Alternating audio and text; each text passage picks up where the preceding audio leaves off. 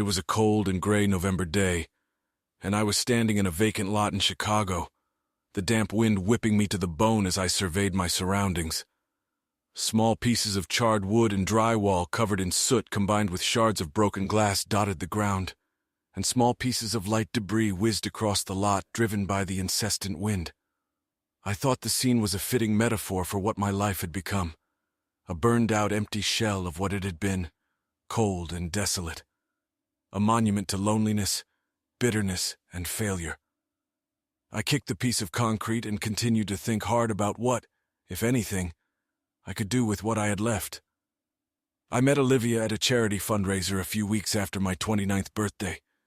At the time, I was essentially the second person in the family retail business, and my great-uncle Seth, the main shareholder and CEO, told me to attend the event to fly the flag, try to make friends, and maybe get the business off the ground. The event was boring to the extreme, filled with overly dramatic, self-important people who thought that raising a few $1,000s to build a local library put them on the same level as Mother Teresa. I was trying to be polite, nodding, smiling absent-mindedly, occasionally biting my tongue until it bled, and desperately hoping I'd be able to leave early when she quietly lowered herself into the seat next to me, flashed a 1,000-watt smile, and spoke as if we were old friends. Olivia was light and graceful, slender, brown-haired with bronze to skin, exuding confidence and ease of conversation, and suddenly I didn't mind the fundraiser at all. I've always been a pretty tenacious and competitive guy in school, work, or sports, but I've never felt particularly comfortable in social situations. Even from my days in business school, I was more or less married to my job, and that, combined with my inherent social awkwardness, made it doubly difficult to develop any experience with women. Because of my shyness, I almost never approached a woman for a date, unless I'd known her for a long time. But I found Olivia irresistible, and by the end of the evening I'd asked her out to dinner. We ended up having a great time, and contrary to my fears, we found common interests and had a lot to talk about. I quickly fell in love with her, and the feeling was mutual, and by the time I drove her home, it was clear that we would be seeing each other often. We dated for a couple months while the romance picked up steam, and soon we were seeing each other a couple times a week and spending quite a bit of time on each date. I obviously liked her and was more than interested in getting her into bed, but I wasn't at all sure how to take the next step forward without risking a painful rejection or even scaring her off completely. I wasn't a virgin, but I hadn't had much experience with women either, and I'd always assumed that being lustful was a man's thing. Olivia readily dissuaded me of that. Up until that point, it had been the most pleasurable activity of my life. From that point on, intimacy became frequent and easy as our relationship deepened. A few months later, we began living together, and a little over a year after we met, we were married. We moved into a 4-bedroom house in a beautiful tree-lined neighborhood, did a little landscaping, got a dog, and life has been very, very good. Almost everything about marriage suited me. An end to the loneliness I didn't want to admit, unconditional emotional support, the physical satisfaction of meaningful sex, and having someone to love and be loved by. It was everything I wanted and more. Of course, there were challenges. I'd always been a bit uptight at work, so Olivia was a little disappointed in my availability, and I suppose there were a few other habits she found a little annoying. Naturally, there were a few things that annoyed me too. Probably the biggest problem was that we had to socialize with her family far more often than I would have liked. Don't get me wrong, I didn't dislike her family. They were lovely, decent people, generally polite, and didn't have any particularly unpleasant personality traits. But I just didn't want to spend much time with them. Her parents were an outgoing, friendly couple, and they seemed to like me. But they tended to lecture us on how we should live our lives and put a certain amount of pressure on us to have children. But we were never around each other long enough for it to particularly annoy me, so it wasn't much of a problem. Her younger sister Mindy and her husband were a little more problematic for me. Mindy was a shorter and slightly more rounded version of Olivia. She dressed like Olivia, talked like Olivia, and when Olivia was around, never strayed more than a few minutes away from her. They were like virtual Xiaomi's twins, whispering conspiratorially, laughing at inside jokes and gossiping shamelessly about friends and relatives. And since she and her husband lived 15 minutes away, we spent quite a bit of time together. I guess there was nothing wrong with that, and maybe it was jealousy. But when she was with Mindy, she wasn't really with me, and that couldn't help but be frustrating. Mindy's husband wasn't making things any better either. He was a tall, blonde-haired, good-looking guy named Bruce, friendly, malleable, and in my opinion not too smart. He got his family's furniture store in Joliet, and it was his favorite, and sometimes only topic of conversation. He talked about the store like it was Microsoft, and he was Bill Gates, bragging about how well he was doing, and that no one else in the furniture business knew what they were doing. The problem with that mindset was that the store was struggling, and I was sure that anyone with even the slightest knowledge of business knew that part of the problem was Bruce himself. But I wanted peace, and I wanted Olivia to be happy, and that meant not causing problems in her family. So I spent more than one evening nodding my head numbly, listening to Bruce continue. We'd been married almost 2 years when Olivia first asked me to help Mindy and Bruce. She had cooked a fancy dinner with candles and mood music, and dressed in a way that promised a nice night in bed. So, like a typical first-time husband, I thought she was just interested in having a great romp in the hay with me.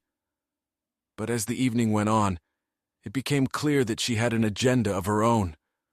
She went on and on about how lucky we were to have such a great income, and how she thought we could help others. Then, with a look of practiced misery, she confessed how worried she was about Mindy and Bruce, who were just making ends meet.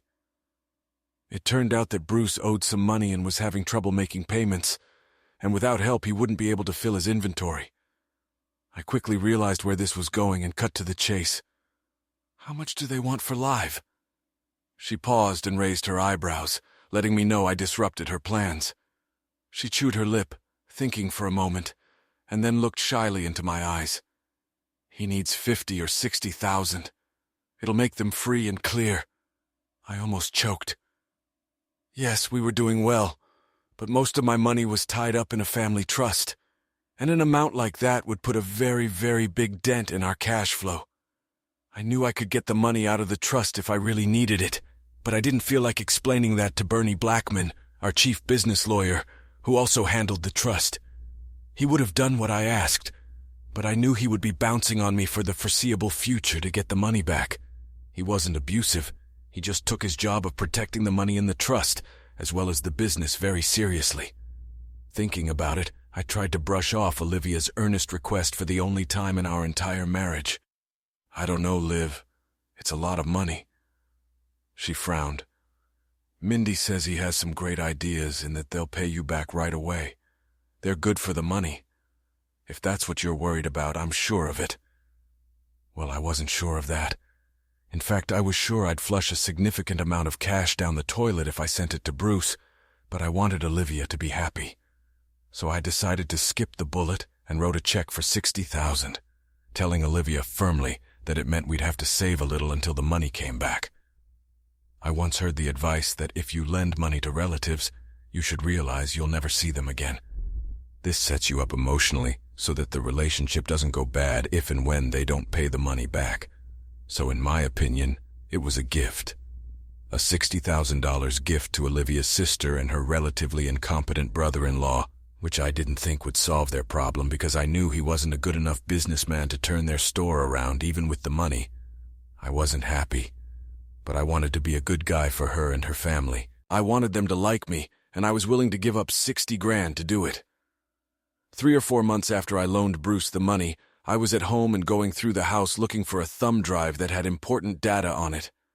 I had a bad habit of absent-mindedly putting important things in unusual places, so I basically went through the whole house. After checking all the usual places, I wandered into the guest room, examined the desk, and even looked under the bed. When I got up, I noticed that it was unusually soft, at least by the standards of Olivia's house, and was definitely in more disarray than my little search would have caused. It was obvious that someone had slept in it, and had hastily pulled up the sheets and bedspreads without making them properly. It didn't seem like a particularly big deal to me at the time, but I mentioned it to Olivia in passing later that evening. Hey, did someone sleep in the guest bed? I went in there earlier and it was pretty messy. Olivia started to stammer out a reply and looked flushed and nervous. Well, I took a nap there earlier. Sorry. I was doing some cleaning and I was so exhausted I just jumped into bed and didn't have time to clean anything up. At that point in our marriage, I trusted Olivia so much that the thought that her explanation was anything other than God's honest truth never crossed my mind. Moreover, I remember thinking it was funny that she was nervous or embarrassed about needing a nap in the middle of the day. But the bedspread wasn't the only clue I missed. Over the next year, several other strange, unexplained things happened that if I hadn't stuck my head so far up my ass might have indicated that Olivia wasn't a paragon of virtue. For example, I took as gospel the fact that her normally quiet job as assistant manager at a small independent bookstore suddenly required her to attend a 5 to 6 hour meeting that was held every Tuesday without a break. The meeting was so important that I shouldn't have tried to contact her at all during that time. I also accepted any and all explanations for the little bruises that appeared on her body, some of which were located in relatively intimate places, or the laundry in the wash that I didn't remember her wearing. And then the orange juice story happened. Olivia started shopping at the new high-end grocery store, which in itself wasn't a big problem, except that she couldn't buy a lot of the things I liked, including my favorite brand of orange juice. I complained about this and asked her to change stores, but she insisted that the new store was better and much more convenient for her since it was right on her way home from Tuesday meetings. Her choice of grocery stores would hardly seem like a particularly strong indicator that she was cheating. But it was this information that got me thinking, which ultimately led to an epiphany that broke my heart. Less than 18 months after the first loan, Olivia began hinting that Bruce and Mindy might need more money. By then, he hadn't paid back a fraction of the original $60,000, and I didn't want to give any more money, especially to support a venture I didn't think was viable. So I brushed off Olivia's suggestion, hoping she would take the hint and stop asking. But she continued and suggested that Mindy and Bruce could lose the business if they couldn't modernize and increase the amount of merchandise. Still trying to be Mr. Popularity, I felt like I couldn't say no outright, so I finally agreed to look at Bruce's business plan and tour his store to see what he wanted to do. I hoped Olivia would let him go if I was at least convinced it was a bad investment. I met Bruce at his store on Monday morning, and with his typical unbridled enthusiasm, he walked me around the store, showed me the floor plan, introduced me to the employees, smiled, and patted me on the back like we were cronies when we stopped to talk to someone. He talked about his business plan and told me with great confidence and sincerity how he was sure that a little more money to improve the assortment and a few upgrades would allow the store to make a significant profit in no time. Bruce and I sat down in his office for half an hour and I shared my doubts. As diplomatically as possible, I let him know that I thought the business had some pretty serious problems. I hinted that unless he could optimize and cut costs and prices, he was unlikely to be able to truly increase customer interest and revenue, even with the changes he wanted to make. I even, very gently, suggested that he consider selling the business and doing some other work. But he took great offense to this and reiterated that he was sure a facelift was all he needed to turn things around.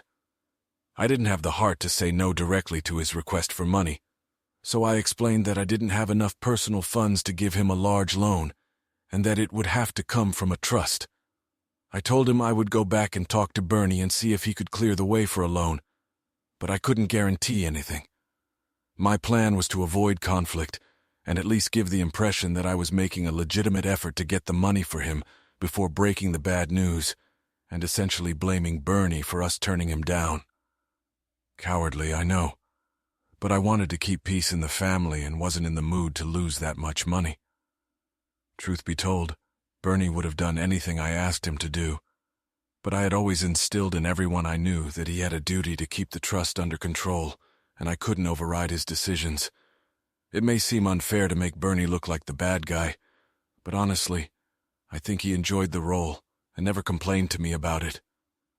At the end of the conversation, Bruce nodded his head and flashed a wide, confident smile, letting me know that he felt he would get the credit. He shook my hand firmly and gave me another pat on the back, making me feel even more guilty, and I drove away. I pulled out of the parking lot and headed toward the highway, Thinking about meeting Bruce and trying to mentally absolve myself of the sins of cowardice and borderline dishonesty I just committed at his store. I was driving along, not paying much attention to my surroundings, when I saw something that at first seemed like an odd coincidence, but then developed into a vaguely disturbing thought. It was a grocery store, smaller than most of the big chains, painted green with a big sign that read, Salvador's. It looked so unusual that I was sure I'd never seen one like it anywhere, but the name somehow brought to mind, and I didn't immediately realize what it was all about. I pondered it for a few minutes before it finally hit me. Salvador's was the name of the store Olivia had started shopping at, a store that didn't have my favorite orange juice and was much easier to get to. Only it wasn't near her work, or near our house, or near any other place where it made sense for her to be during the week. So it didn't make sense that this store was convenient for what she did on Tuesdays, unless of course she did it at a furniture store. Thinking about it, some disturbing options began to emerge. I turned onto the U and drove past Salvador's and then back to Bruce's furniture store and sat in its parking lot for a few minutes. I pulled out my cell phone and checked that it was the only Salvador store in Chicago, and then spent 15 or 20 minutes pondering possible reasons why she might have shopped there. I considered the possibility that Olivia had another office in the area at work, that she might meet Mindy for lunch, that maybe she frequented a health club or something in the neighborhood. But my thoughts kept bringing me back to a conclusion I didn't want to face. Suddenly I wanted more information, and immediately, so I decided to take the bull by the horns and confront Bruce face to face. I hopped out of the car and strode briskly to the front door of the furniture store, where I noticed a clock painted on the glass indicated that the store was open until 8 on weekdays, except Tuesday, when they closed at noon. The cancerous suspicion that had set in a few minutes ago continued to grow. Slamming the door shut, I entered the store and made my way to the first employee I saw, a rather awkward middle-aged man stirring a cup of coffee. Excuse me, I'm on break right now," he interrupted irritably. "Look, I don't want to take up your time, but I need to talk to Bruce McCoy right away. I've been discussing some important financial matters with him, and I need more information." I looked at him expectantly, but he continued to stir his coffee and even took a sip, ignoring my request. One of the reasons they couldn't move the goods became apparent, and I waited a moment in stunned silence before I spoke again, this time in a more insistent tone. "Seriously, this is very important, so could you bring it over for me?" He looked at me wearily, but eventually a look of recognition came over his face. "You're the guy who was here earlier with Bruce, right?" "Hey, yeah, come on in. Bruce is meeting with a supplier right now, but you can wait for him in the break room if you want. I don't think you'll be here long, maybe half an hour at the most." In it, he leisurely led me back to the room and left me with a cup of coffee and the TV remote. I had a hastily devised plan to meet with Bruce decisively and make some bluffs about how I had hard evidence that he and Olivia were cheating. I threatened that if he didn't confess right away, the evidence would get to Mindy and the rest of the family. I decided that if Bruce was cheating on her, he'd crack right away, and if he wasn't, I'd have to live with the shame. Maybe I'd make a joke out of it or something. I paced around the room, going over the speech in my head, how I would suggest that I had pictures or a recording, or even say that Olivia had confessed. As I pondered the confrontation ahead, I began to look around the room absent-mindedly. I rummaged through magazines for a bit and flipped through a few TV channels before I decided to poke around a bit for clues. It gradually dawned on me that if they were using the store for a scam, there was a very good chance it was happening in this break room, and if they were doing it here, they were almost certainly using the battered couch I was staring at. For a minute or two, I contemplated the couch with some anger and trepidation. It was faded and pea-green in color with a couple of coffee stains and a tear in the fabric on one of the armrests. It had clearly seen better days and would probably be better suited in a junkyard or some second-hand store. I pulled the pillow up to me and my pulse jumped slightly when I saw that it was a folding bed and that it had sheets on it. Set it. I quickly checked to make sure Bruce was still in his office, and then unfolded the bed. The sheets were a mess, wrinkled, with a couple of slightly darker yellowed areas just where you'd expect a wet spot to be. There appeared to be a lipstick stain on the bed, and it smelled faintly of perfume. Opening the bed, I saw some debris on the floor under the couch, so I slipped my right hand into the space above the bed and strained to reach the uncleaned carpet, pulling up items one at a time. Eventually, I retrieved a pen, 37 cents in change, a broken coffee cup, an empty jelly tube, and a restaurant receipt. The check was from a Mexican place Olivia liked to dine at, and at the bottom was her signature, smooth, elegant, and incriminating. In retrospect, I realized that the check was just flimsy circumstantial evidence that could have been easily explained away with any number of stories or excuses. But somehow, its discovery finally knocked the nasty oddities of her Tuesday meeting schedule, bruises, underwear use, and bed mess out of my mind, and it all came together into a clear picture of a cheating wife and a shitty brother-in-law. Suddenly, my plan to intimidate Bruce into confessing seemed like a bad idea. I needed clear evidence of infidelity, and I realized that confrontation could derail the whole thing if not make it impossible to prove. But now, knowing the likely time and place of their likely infidelity, I could almost certainly gather the information, the evidence that I needed to be sure. I rolled off the bed and sat on the couch, heated, with my heart pounding furiously and my teeth clenched. I'd been screwed over in business deals a couple times, and I remember being cheated at cards once, but I'd never experienced betrayal like this in my life. I was on the verge of screaming, crying, yelling, and pounding my fist into the wall all at the same time.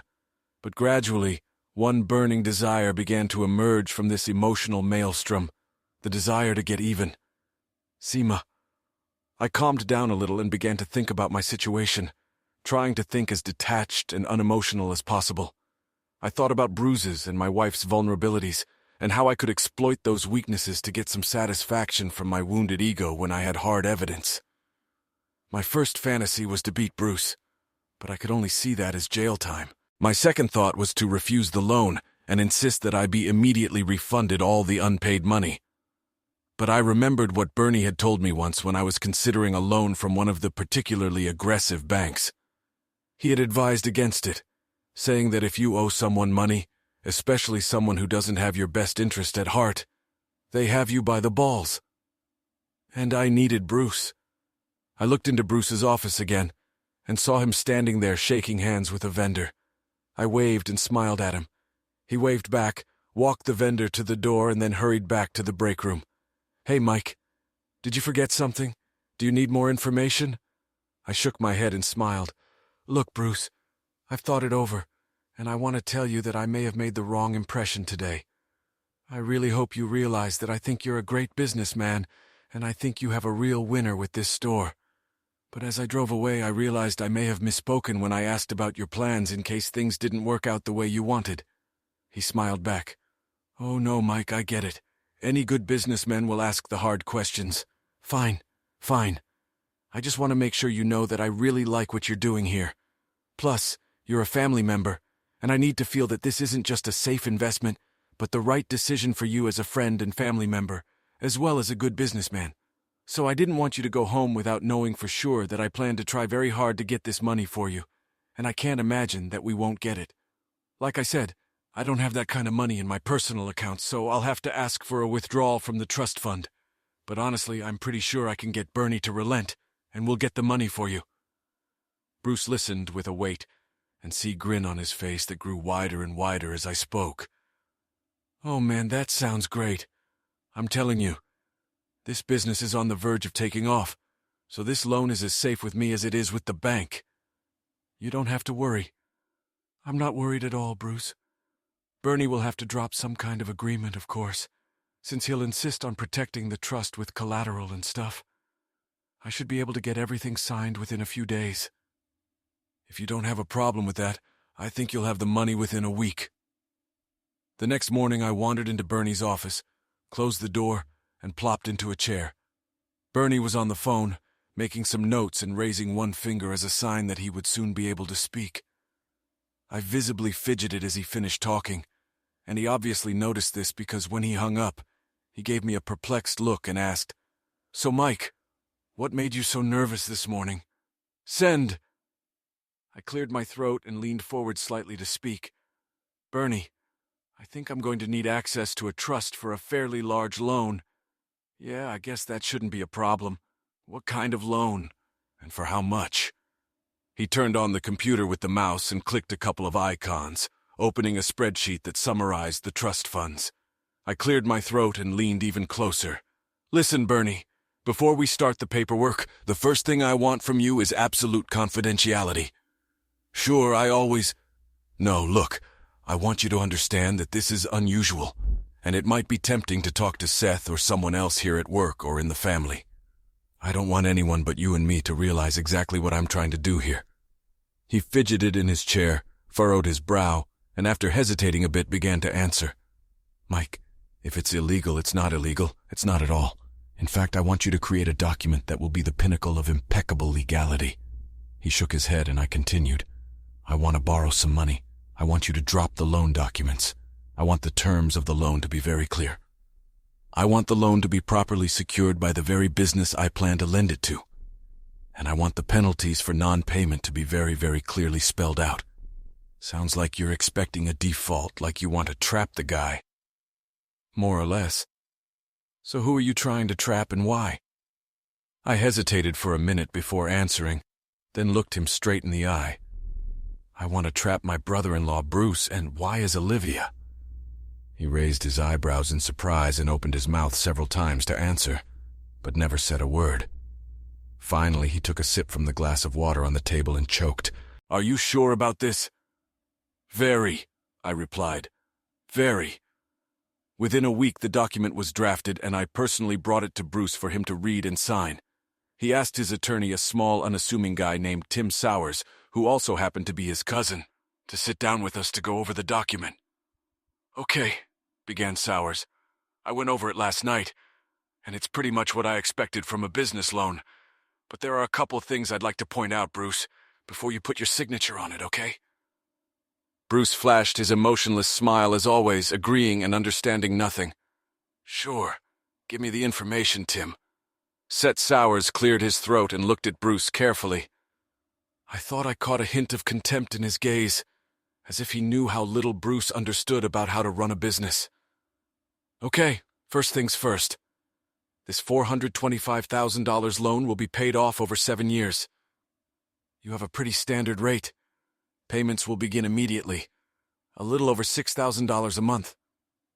Bruce nodded. Actually, you'll only get $365,000 since we're combining that amount with your loan from a couple years ago. Mike will get his $60,000 back and you'll get the rest. Okay, capiche, Bruce replied smugly with a slight Italian accent. Tim looked at him again and sighed quietly. Okay then, the loan is secured. It's tied to your business as well as the property and Kia Cook. Is it duck hunting? Yes. Bruce pointed to Bernie as he spoke to Sowers. They want to make sure Mike's trust is protected in case the business does go bust. He wrinkled his nose briefly, then quickly added, But that won't happen. The business is in great shape. I think so, and Bernie Black seems to think so. He nodded at me and smiled. And Mike certainly thinks so. Don't you, Mike? Oh, yes. I replied with as much enthusiasm as possible. Bruce showed me the books and I think he's got a winner. I smiled. But I don't know if you know Bernie or not, but he's very, very conservative and always considers the worst-case scenario. He wants to be absolutely certain that the trust is protected. So it's important to him that if for some impossible reason the business collapses, he has something to reimburse the trust with. Sowers frowned, then looked intently at Bruce. You do realize that in the event of a default, you could lose the business put into the trust, maybe even the duck hunting lands.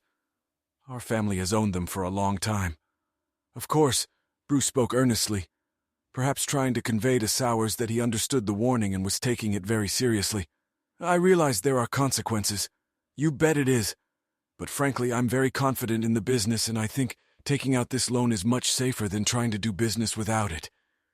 You do realize that as early as 3 months after non-payment penalties will start accruing, is that correct? Of course. I realize he smiled at me as if we had some secret, as if he knew I would never let Bernie enforce penalties except for the most egregious violations. I only smiled back. At home, Olivia was beyond thrilled. She went on and on about how well Bruce's business was going to do now that he had enough money to fix the underlying problems. Somehow I managed not to blur it out what I wanted to say, which was that the main problem was Bruce himself, and no amount of money would solve it. But for the next few weeks, keeping my mouth shut about Bruce's business acumen was the easiest thing I had to do when I was around Olivia. I needed to get more information before I could end the marriage the way I wanted to, and that took time. So I knew I would have to control my emotions, which changed daily from melancholy to rage to disgust when I thought about her cheating. Having dinner with her without exploding became a challenge, and sex became something to avoid if at all possible. When I was 18, my friends and I took a trip to San Diego for spring break. One night we ended up in Tijuana to blow off some steam. We drank and eventually ended up in the company of hookers. Somehow I ended up paired with a girl in her early 30s who had obviously had a pretty rough life. She wasn't particularly attractive and probably even worse than I remembered, given that my ideas of aesthetic beauty had undoubtedly been tainted by a rather high blood alcohol level. But even with 3 sheets to the wind, I had serious doubts about taking her to bed, and I started making excuses trying to get out of it. But my buddies kept me on my toes, questioning my masculinity, sexual orientation, and all that. Feeling like I had no choice, I put on a fake smile, took a couple more drinks quickly, gritted my teeth, and followed her into the dank, unkept private room above the bar to get down to business.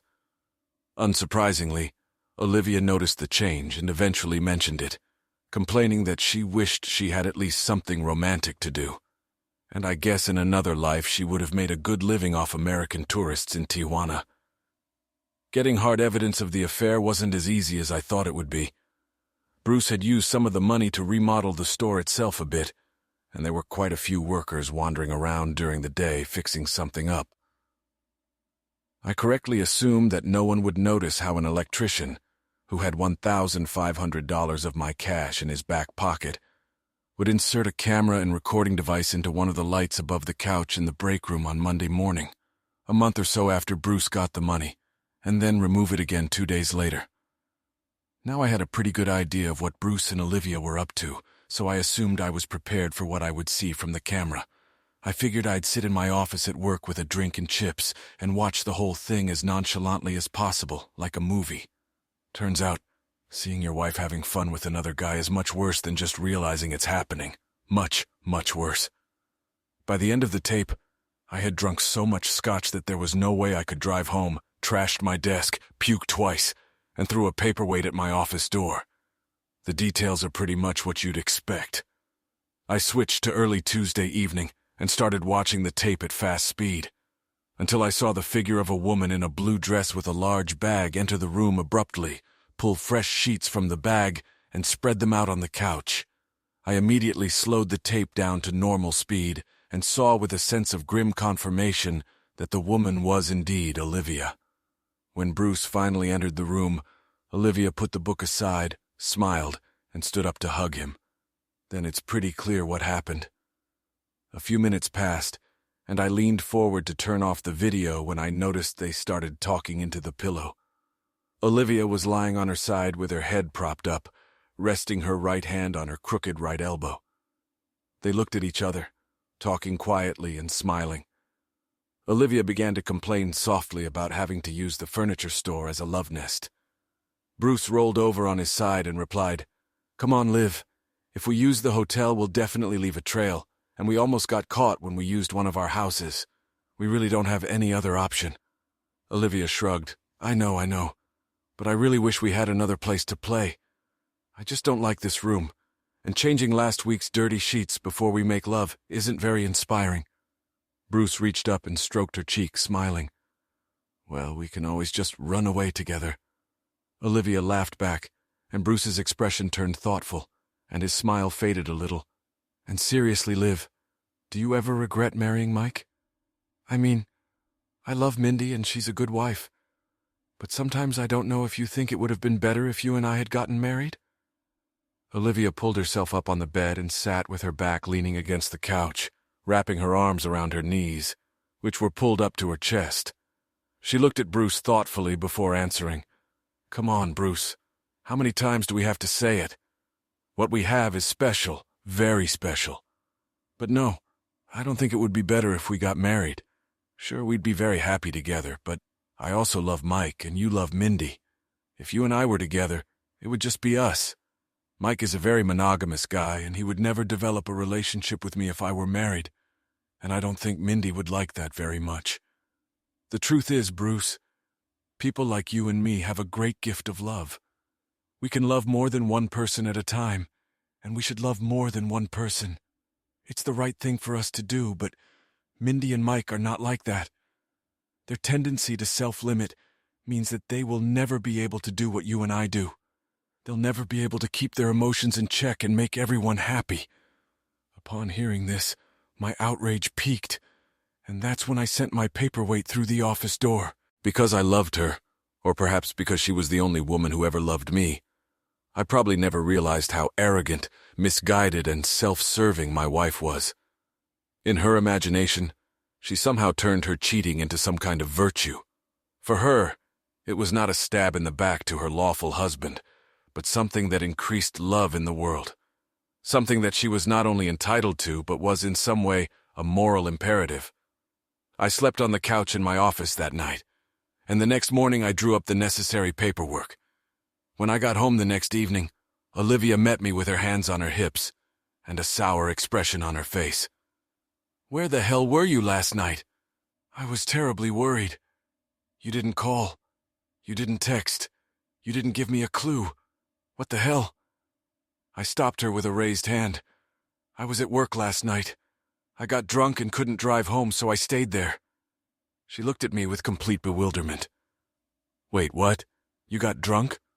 At work? I smiled and nodded back at her, and she continued. Well, at the very least, you could have let me know what was going on. I almost called the police. And why the hell were you drinking on the job? She was still looking at me, but there was extreme bewilderment in her question. Without answering, I skipped past her into the living room and plopped down on the couch, planting my feet on the coffee table, placing my briefcase on my lap and opening it.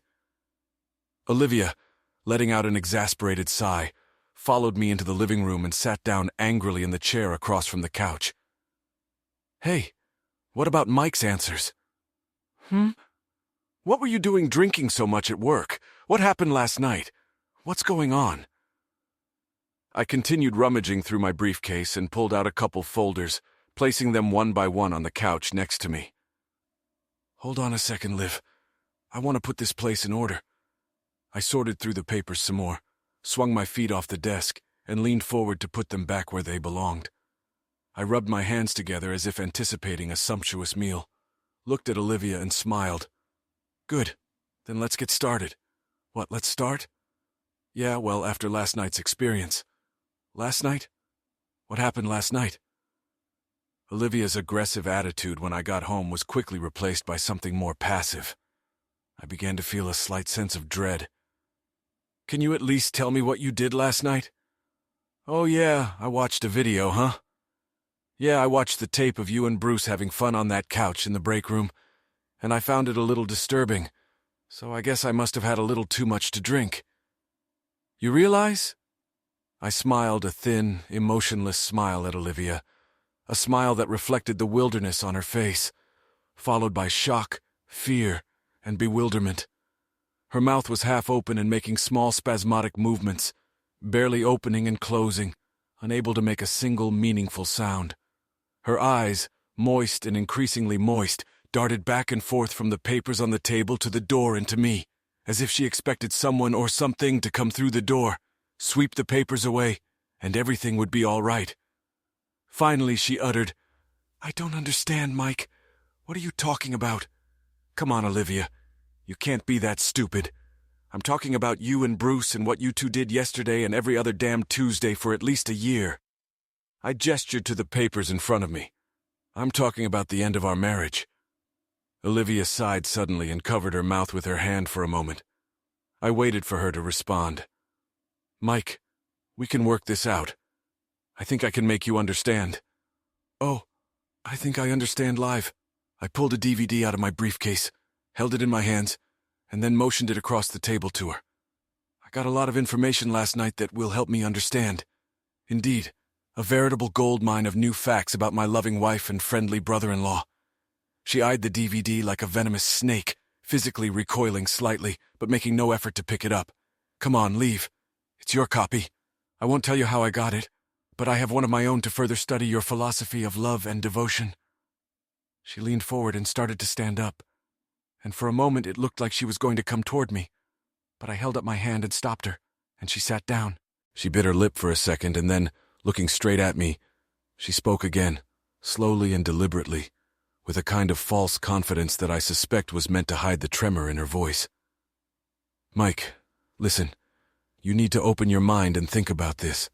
It doesn't make sense for you to ruin your life, our lives, because we have different values and talents.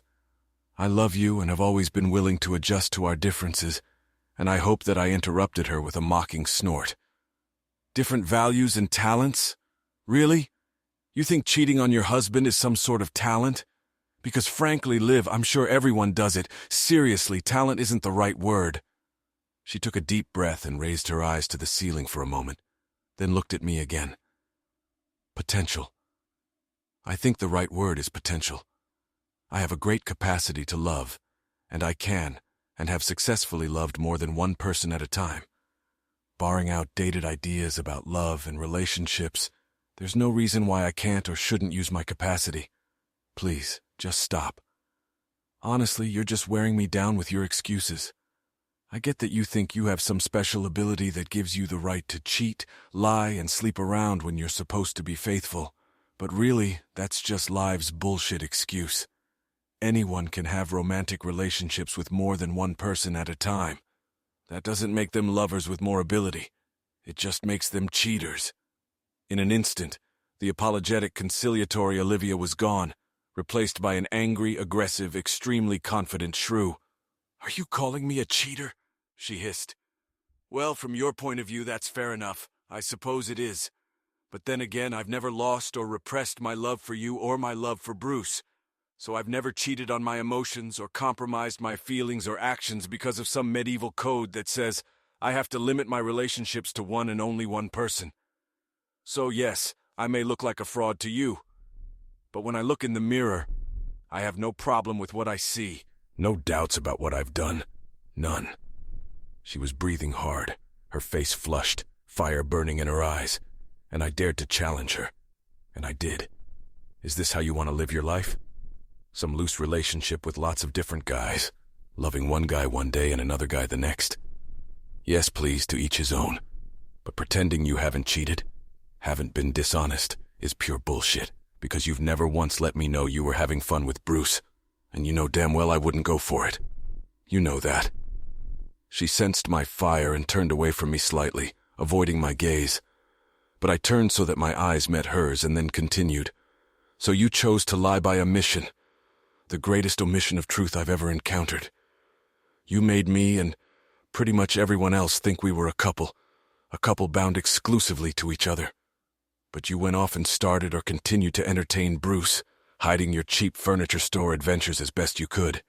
You told lies and lived lies, and no matter what your weird marital philosophy is, that makes you a cheater." Tears were streaming down her cheeks, and her mouth was tightly clenched. She shook her head slowly, rather angrily than sadly in disagreement with what I had said, but apparently couldn't find the words to back up her feelings. I continued to stare at her, waiting for a response. But when none came, I interrupted this confrontation by pushing the papers closer to her. "Read this. Get a lawyer, it's fair." Finally she spoke. "But if I don't want a divorce, then you're out of luck live because you'll get one." I paused and added with a poorly concealed smirk, "But hey, it's not like you'll be alone." I moved out that night, moving into an apartment closer to work, and all too quickly reverted back to what I had been before Olivia, a working businessman, a loner who didn't have the time or desire for social activities. The hours I spent at work had become hellish, and more than one person noticed it. But I knew that if I stayed at home, I'd be obsessed with Olivia, endlessly replaying her affair in my head, wondering if she was thinking about me or having fun with Bruce at any given moment. I had no choice but to throw myself into work as hard as I could and try to forget about my marriage as quickly as possible. Normally, in any competition, I would do whatever was necessary to win.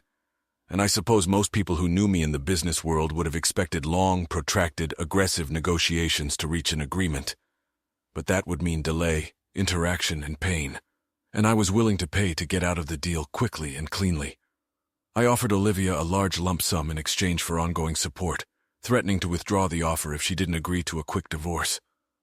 In the back of my mind, I probably wanted her to object to insist that we could work things out somehow to refuse the offer and fight for the marriage. I wanted the tiny chance of survival. She thought our marriage had of surviving to be more important to her than money. Turns out it wasn't. After a few half-joking objections, she agreed to the terms, and 60 days later my marriage was over. A couple months after the divorce was finalized, Bruce, predictably enough, began to fall behind on payments. He received appropriate warnings and a nasty letter from Bernie informing him that we would start taking the money any way we could. He called and emailed, making excuses and promises, practically begging to be given more time to pay. I instructed Bernie to play hardball, and we made it clear that we would exercise our rights and start forcing the bailout as soon as legally possible. On the eve of the practice session, Bruce begged to meet with me in person, and I agreed. At that moment. I realized he was desperate and would do anything or take money from anyone to escape the wolves. I wanted the money to come from Olivia. I was looking forward to meeting her. We met in my office after hours. Almost all the secretaries had gone home, but my personal assistant, Sherry, remained in the outer office, ready to prepare the paperwork if needed. Bruce was nervous, more nervous than I'd ever seen him. He held out his hand, covered in droplets of sweat, for me to shake as he walked uncertainly into my office.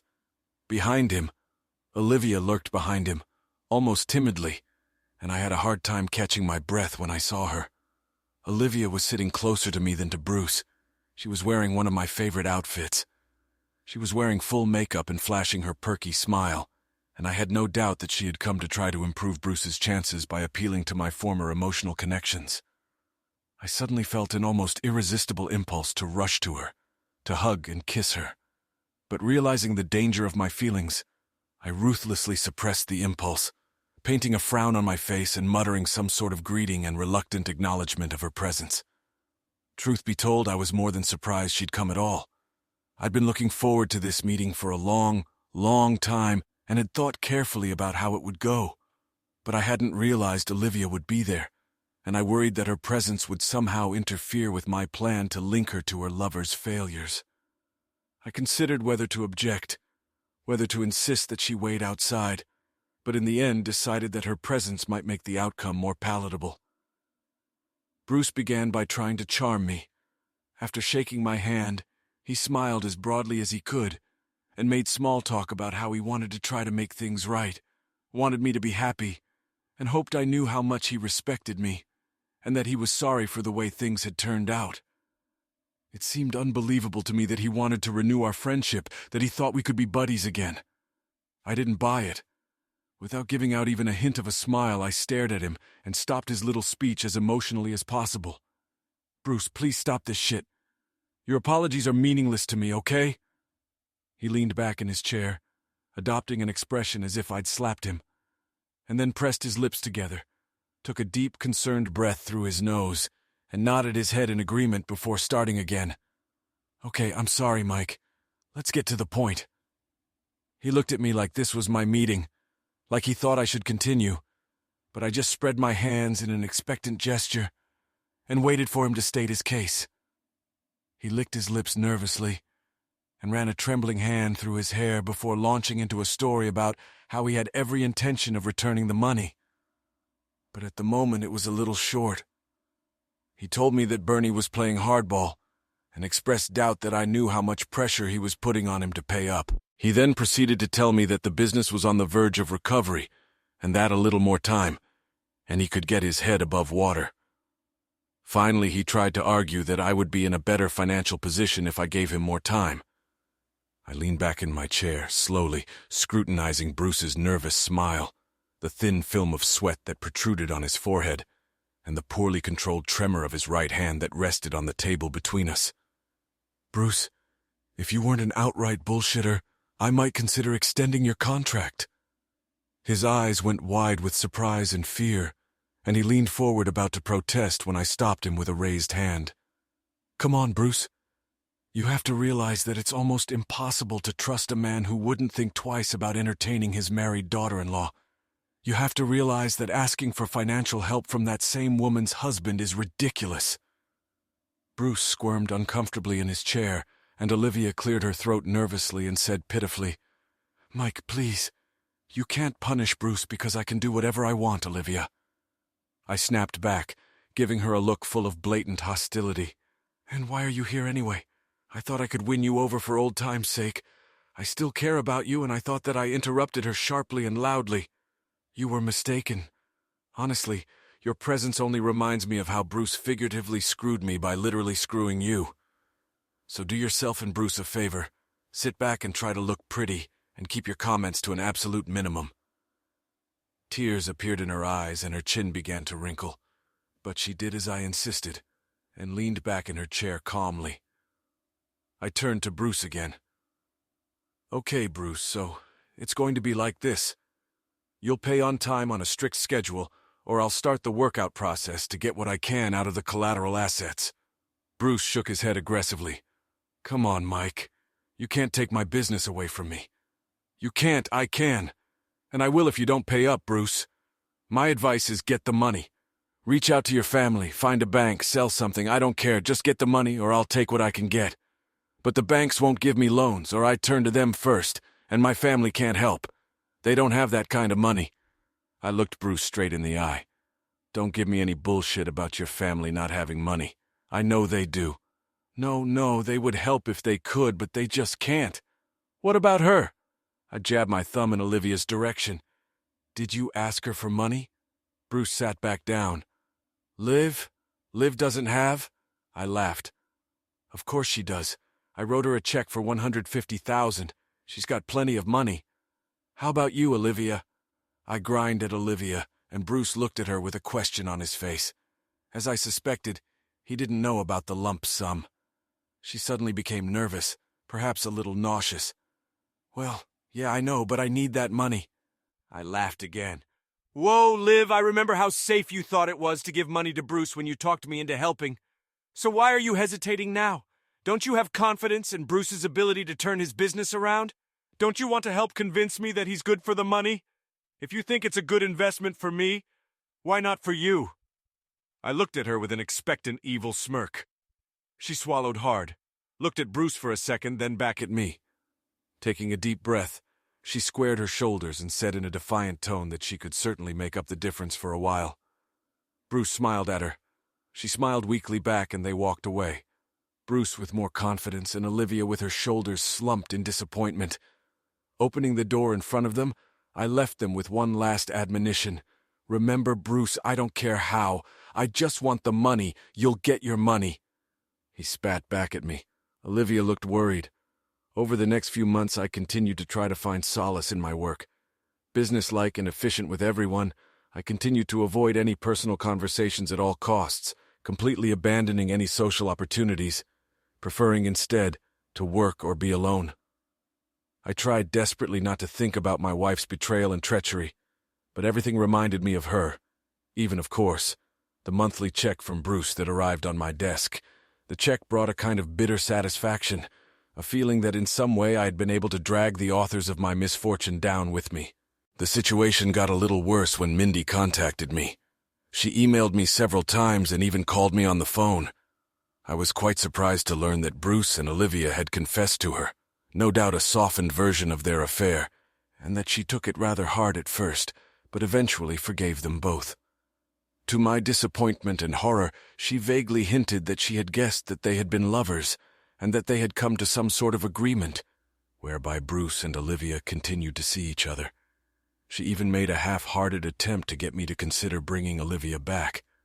My responses were bitter and curt, and I was sure I had left her in tears by the end of the second conversation, after which I never heard from her again. Mindy's apparent tolerance made it clear that the emotional price Bruce and Olivia were paying was far less than I had hoped. I was very much afraid that somehow the store would become solvent, that Bruce would pay off his debt, pay Olivia back, and that they would all be happy with the outcome both financially and emotionally. And they would leave me behind, collectively shaking their heads at the poor, unfortunate man who just can't grasp what modern love is all about. I shouldn't have bothered. The furniture warehouse burned to the ground 9 months after I met Bruce and Olivia. It was an impressive 2-alarm fire that threatened neighboring structures and made the nightly news. I didn't see the story, but Bernie did, and he immediately called me to discuss the aftermath. He was furious that I had taken such a risk, as he was convinced that the trust had flushed a fairly large sum of money down the toilet.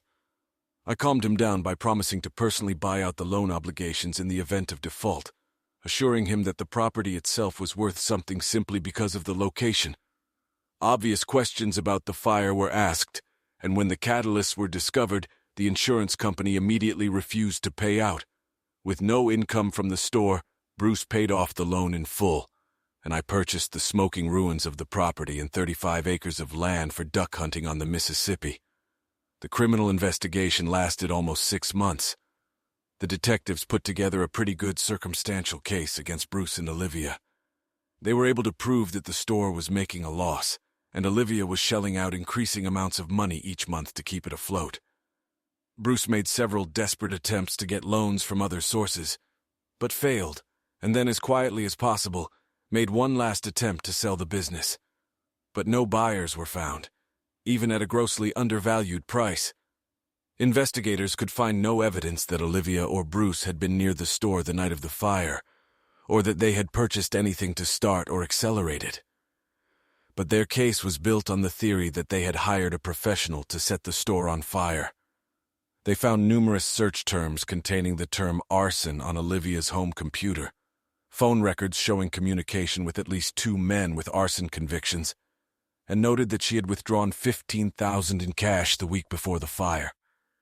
Olivia and Bruce had pretty good representation, no doubt bought with what money she had left, and the DA, knowing he was in for a fight, started making deals. I believe they started with charges of arson and fraud in the first degree, and then went downhill from there. The defense wouldn't agree to anything less than 4th-degree arson, so the game of sleight of hand with setting a trial date began.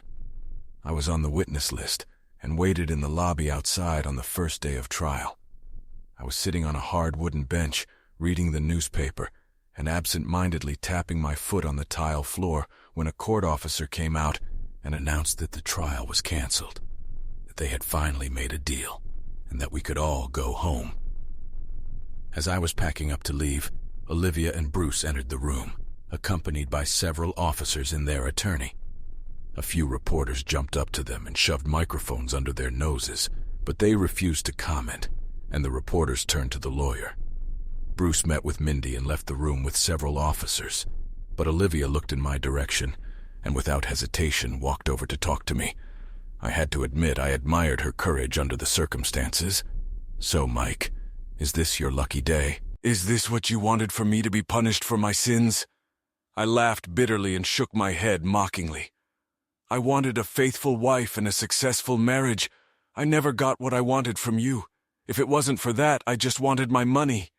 She snorted. "Well, you're not getting any of that now, are you?" "Oh, I got some of my money back and took the store." She laughed. "And what are you going to do with him? Has he stopped smoking yet? You'd be surprised what a competent businessman can do with a good property, even a smoking one." Her nostrils flared and her face hardened a little. She took a deep breath and paused before speaking again. "And you're happier now? Alone? Without anyone? Married to your job for the foreseeable future?" She bestowed a knowing smirk on me. "Don't deny it, I know you. I know how terribly you dislike meeting new people. I'm working on it, Liv. I've grown to love you, but you're not the only woman in the world you know." She smiled confidently. "No, I'm not the only one. But I don't think you can find, what do you businessmen call it? An equivalent replacement? Like it or not, you're going to miss me." I leaned over to her and whispered in her ear, "I might be a little lonely, but you won't, will you? The good news is that you'll be living in close quarters with a bunch of androgynous women with whom you can share all that abundant love you have. It'll be a win-win for both you and the lesbians. Olivia surprised me by suddenly losing her composure at my last remark, recoiling from me as if I were radioactive. Her face contorted into a mask of contempt, and her eyes flashed with anger. She inhaled deeply, her chest heaving aggressively a couple times, and then she exploded. "You goddamn sanctimonious, self-centered, emotional midget asshole!" She screamed as the officers pulled her away from me toward the door. "You're going to end up in a hole just like me, alone with no one. Married to your goddamn job," as I watched her scream at me, as her love for me completely evaporated, leaving only contempt. She was hatred. A sudden wave of melancholy swept over me. I fought the urge to react in a way that would give away my pain, smiled thinly and muttered some sort of remark about her public use of rather offensive language. But she just continued her diatribe as if I hadn't said anything. "But it won't be long before I'm out of my prison and moving on with my life, and you'll still be alone, dreaming of being with me. And then, years from now, when you're married to some boring ex-secretary, you'll still wish you hadn't said yes." The door closed behind her, abruptly cutting off the rest of her tirade. I turned and walked out of the courtroom. The afternoon had freed up my court time, and now, with no appointments or meetings scheduled and fighting a growing sense of despondency and loneliness, I headed out to the parched parking lot and reflected on my life. The temperature had dropped. The wind continued to ruffle my jacket and burn my face as I looked around, still contemplating what I could do with the wreckage.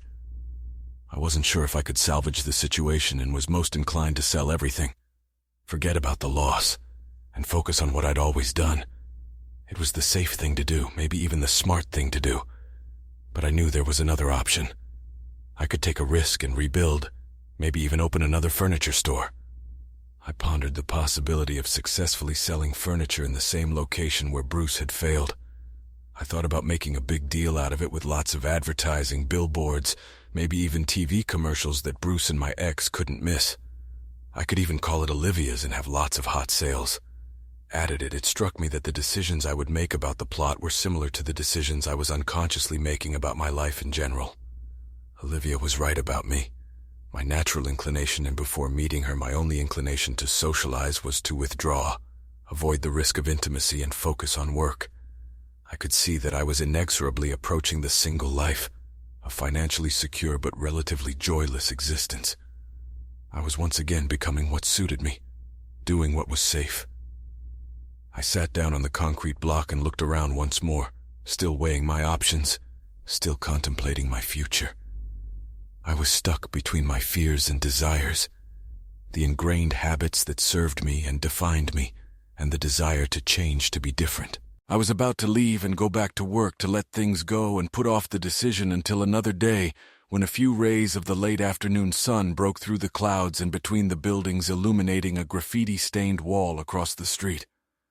The light cast a searing orange glow on the wall, giving the concrete and lettering an incandescent appearance. The words were written in bold white letters, clear and easy to read. Act. I've always had a disdain for superstitious people and the way they let irrelevant, objectively irrelevant things run their lives as signs or habits. But here, sitting on a concrete slab in the November cold, those words seemed like fate, a message from God. I pulled out my cell phone and called the office, summoning my assistant. "Sherry, who's that architectural firm that designed the new mall that's been written about so much? The one with the glass and the fountains?" "Hammer, I think." She hummed slightly to herself as she checked. "Yeah, Hammerstone looks like they're based here in Chicago. Okay, look, could you set up a meeting for me as soon as possible?" She hesitated for a second. "Are we building something?" I looked around the lot, mentally envisioning a new store, and suddenly felt a surge of confidence. Yeah, I think we are. Okay, sure, boss. Anything else?" I chewed my lip for a second as my eyes stopped again at the graffiti on the opposite side of the street and read the call to action again. "Yeah, Sherry, there's one more thing. You know that jeans rep, the tall blonde Brenda White, I think?" "Yes." Sherry's voice was becoming increasingly incredulous, and I wondered if she thought I was onto something. "Can you give me her number?" Sure, boss. Do you want me to put her through?" No, I'll make the call myself. Thanks. Thanks for watching. I hope you enjoyed it. So subscribe to my channel and watch the next video.